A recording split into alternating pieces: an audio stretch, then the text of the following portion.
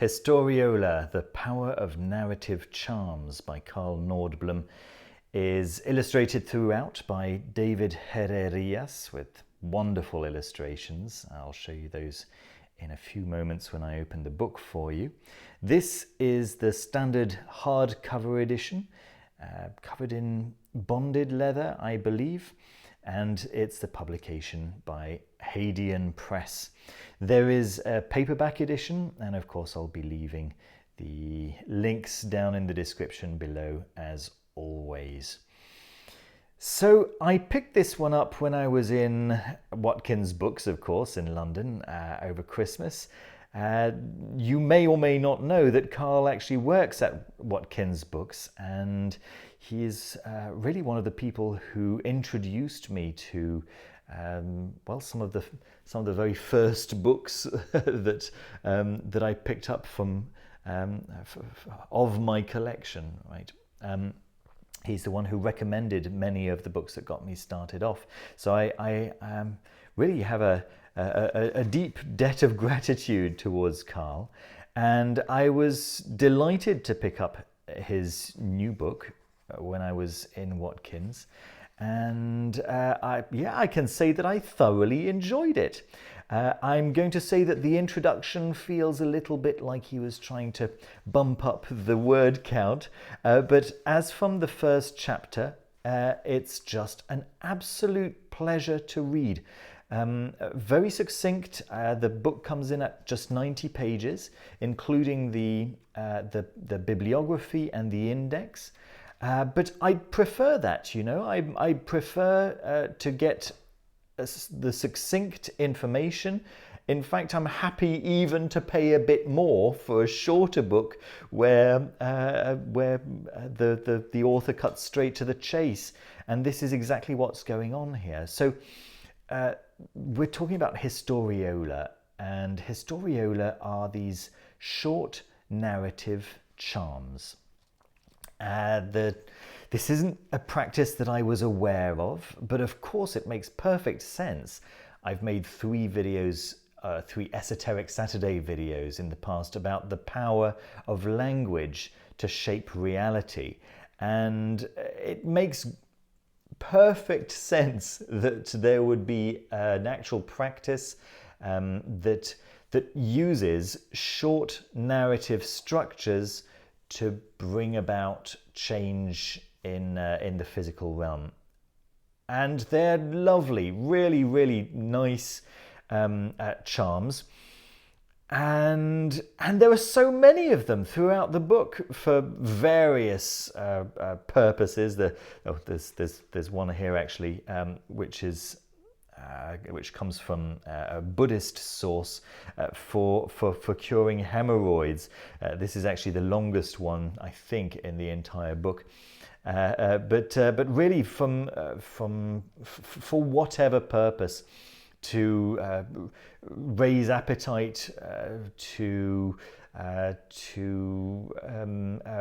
remove pain, for curing migraine, for freeing oneself from bondage, and so on and so forth. Just lots and lots and lots of different purposes.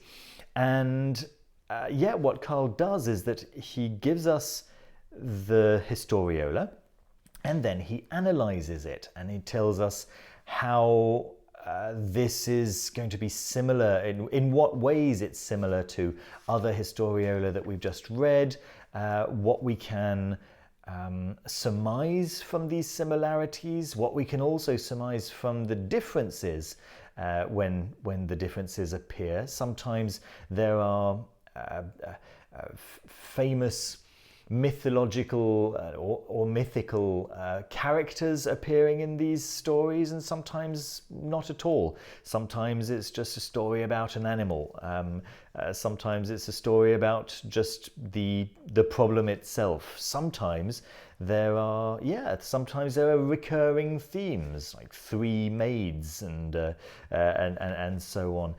But yes, invariably the thoughts that follow are pertinent, interesting, to the point, succinct, and yeah, just fascinating, really, really interesting. And then, of course, we've got these lovely illustrations all the way through by David Herrerias, which really, make the whole experience even nicer, right? So that's really nice. The book is very well constructed. As usual with Hadean Press, we've got some Smith sewn pages here, and yeah, I'm not sure what more to say other than the fact that it was a very enjoyable read, and I recommend it thoroughly. I guess that's going to be the sum total of my review. It's quite to the point. It's on a singular topic that I didn't know about, and I'm very grateful to have been shown it. It made me think to a degree of Grant Morrison. You probably know about Grant Morrison and how he wrote The Invisibles, didn't he? And realized that the world was changing around him in accordance with what he was writing about in The Invisibles. And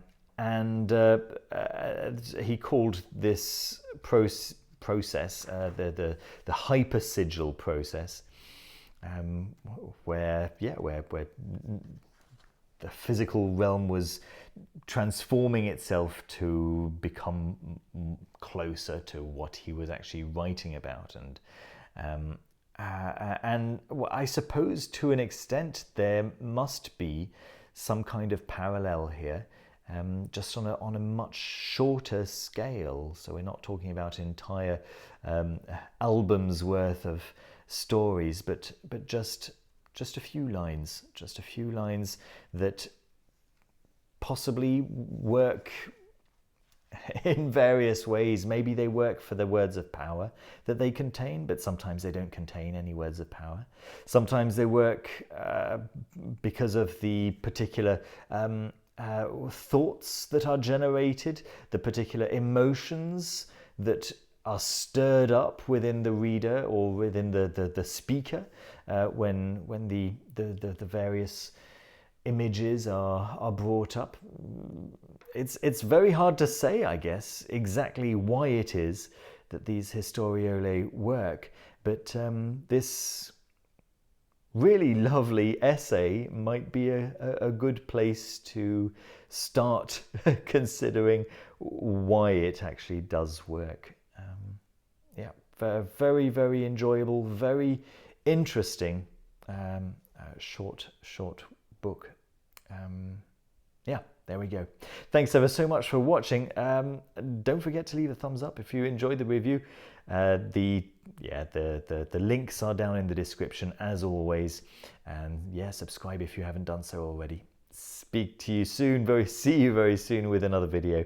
Take care of yourselves. Bye bye.